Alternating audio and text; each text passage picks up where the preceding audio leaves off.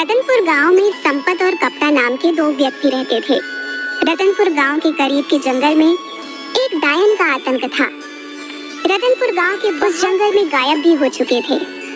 संपत और कप्ता उसी जंगल से गुजर रहे थे। अरे कप्ता भाई, हमें शॉर्टकट रास्ते से नहीं आना चाहिए था। सुना है यहाँ पर लोग रहस्यमय तरीके से गायब होते हैं। ये जंगल बड़ा ही डरावना है। अरे मेरा चेला होकर तू बुज़दिलों जैसी बातें कर रहा है। अरे कप्ता भाई, पिछले ही महीने सुखिया चाचा का बेटा इसी जंगल से लापता हो गया, तक नहीं मिला।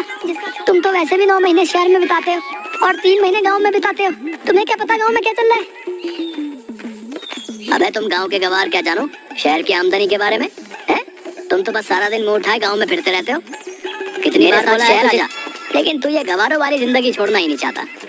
तभी संपत की नजर एक पॉलीथीन पर पड़ी जिसे गुरु पकड़े हुए था। ये हाथ में क्या पकड़े हो कप्ता भैया? जरा हमें भी दिखाओ क्या है इस पॉलीथीन में। अरे कुछ नहीं संपत, मेरी पत्नी ने शहर से कुछ, बस वही है। डायपर के पैकेट? लेकिन जहाँ तक मैं जानता हूँ तुम्हारे घर में तो कोई बच्चा है ही नहीं। अबे पगला हो गया है क्या?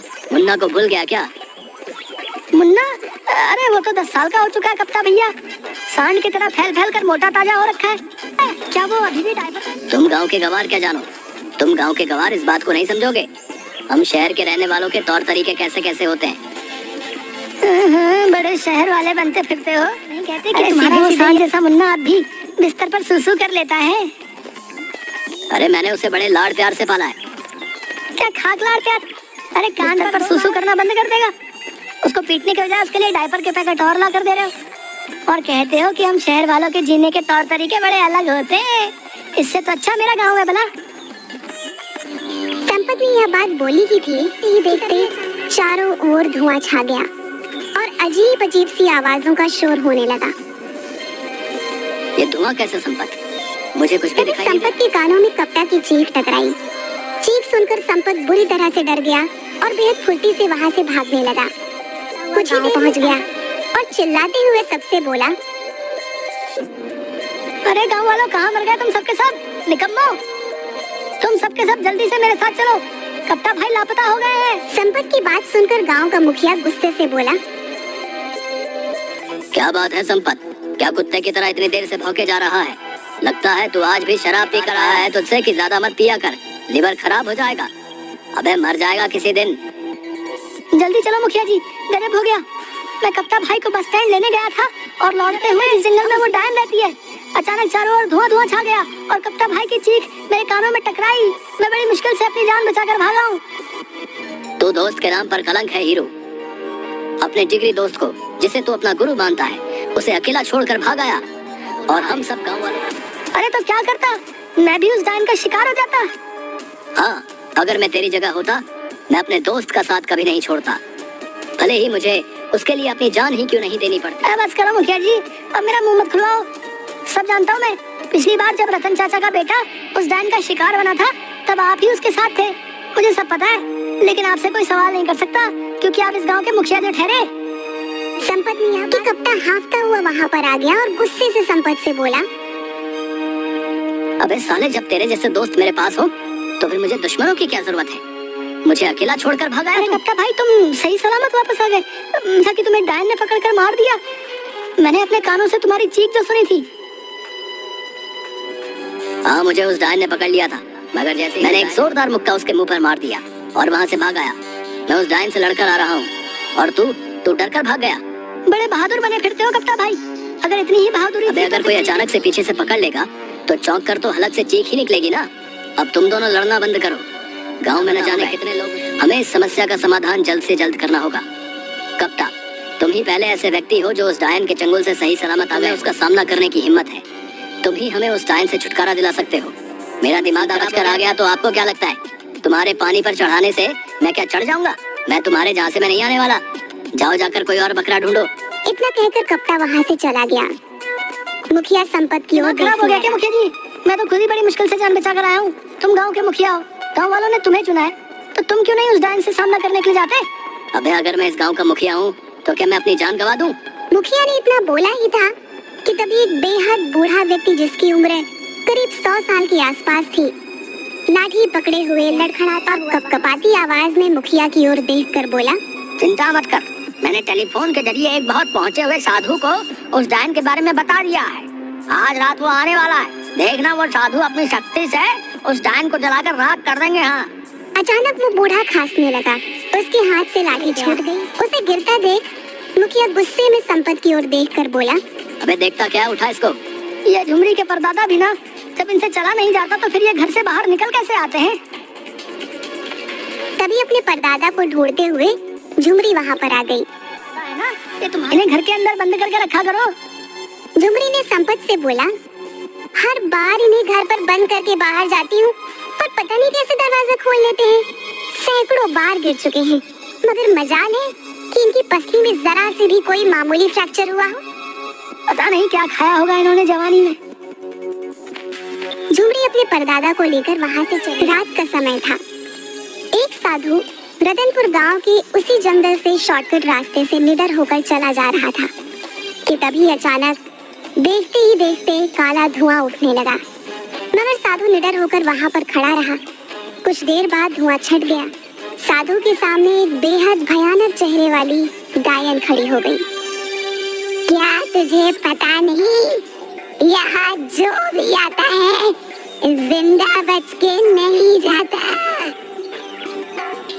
जानता न जाने कितने लोगों की जान ली है तूने, लेकिन अब तेरा अंतिम समय आ गया है डायन, क्योंकि मैं तुझे अपने मंत्रों की शक्ति से भस्म कर दूंगा। कोशिश करके देख ले। इतना बोलते ही साधु मंत्र पढ़कर उसके ऊपर फूंकने लगा। मगर साधु के मंत्रों का असर उस डायन पर हुआ ही नहीं।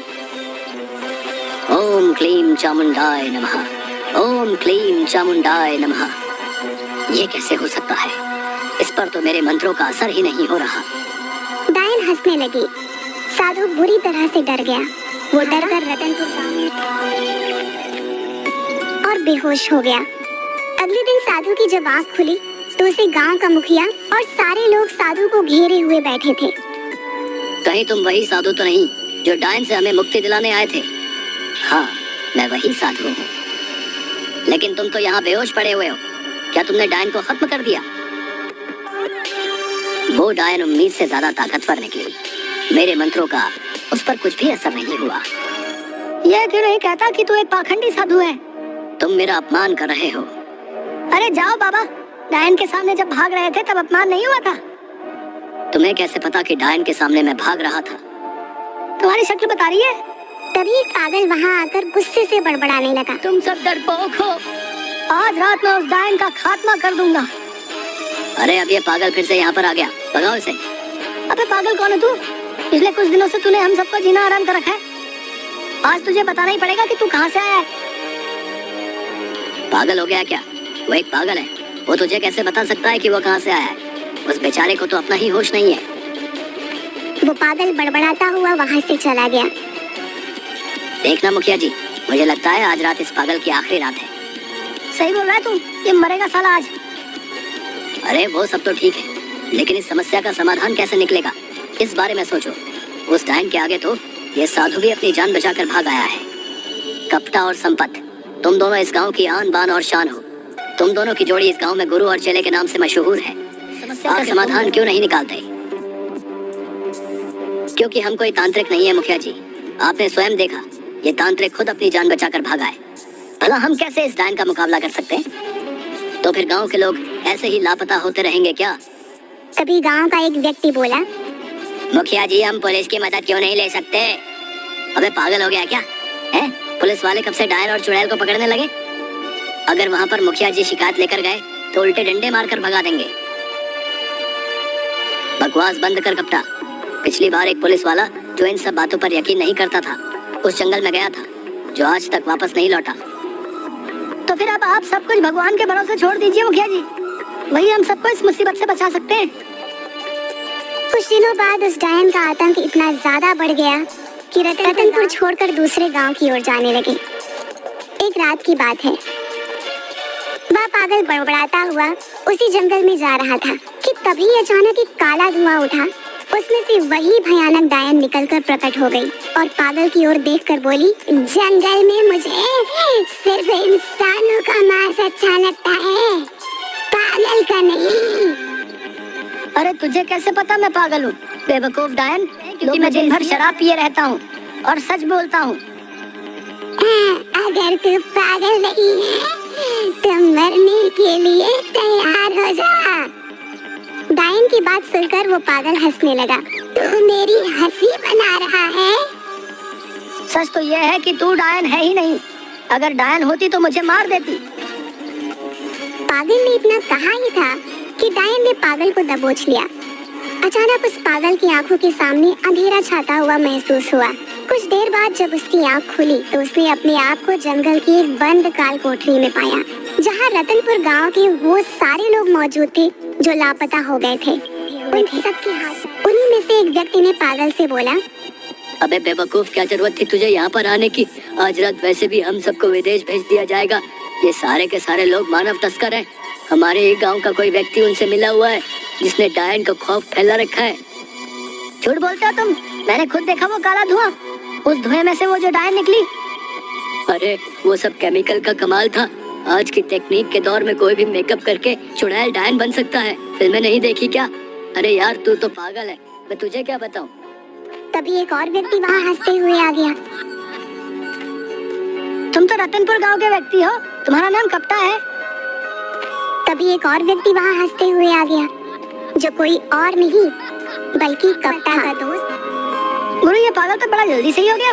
मैं तो खामखा डर रहा था गुरु कि हम इस पागल को पकड़ के ले जाकर क्या करेंगे। ये पागल भला हमारे किस काम आने वाला था, लेकिन ये तो सही हो गया। तुम्हारा आइडिया कमाल का था। देखना संपत, आज की रात हम इन सबको शहर शिफ्ट कर देंगे और वहाँ से इन सबको पकड़कर विदेश में ले जाया जाएगा। उसके बाद हम देखते ही देखते माला माल हो जाएंगे।